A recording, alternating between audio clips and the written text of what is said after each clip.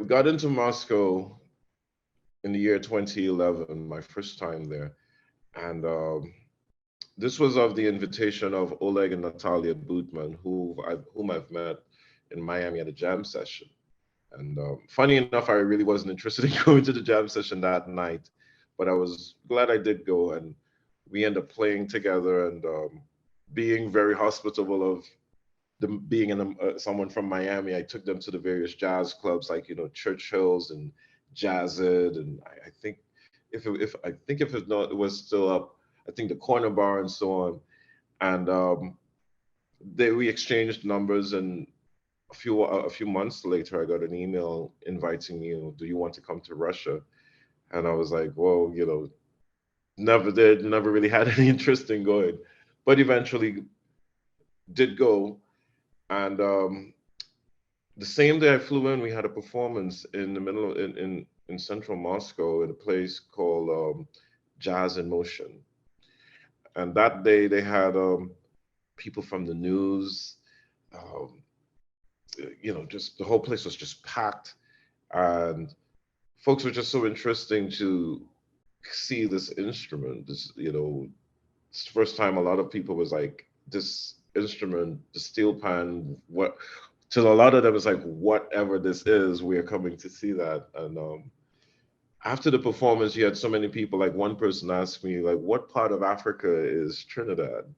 And you know, and it's funny, that that happened. It's like normally you get what part of Jamaica is Trinidad, but you get like what part of Africa is this? And they had to put people on either side of the stage to prevent people from coming onto the stage to see the instrument when we would break in between sets.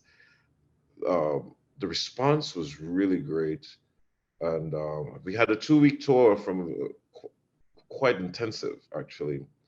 Um, we went from Moscow to places called Saratov and Minsk in Belarus, and every show was sold out. Every show was sold out in great big halls, and every time we perform, I'd have to lift the instrument up and show people how it looks on the inside, and make sure that there's no recorder, because someone would always ask if there's a recorder of the instrument.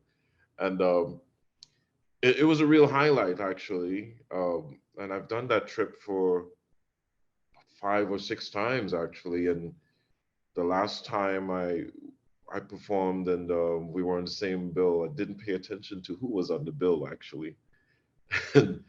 And when I saw the bill, it was Essiet Essiet on bass, and surprise was Randy Brecker and John Beasley.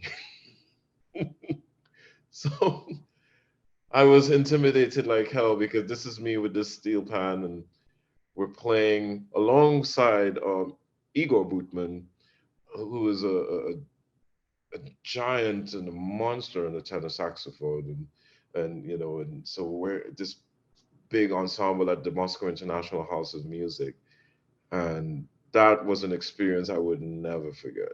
I would never ever forget. And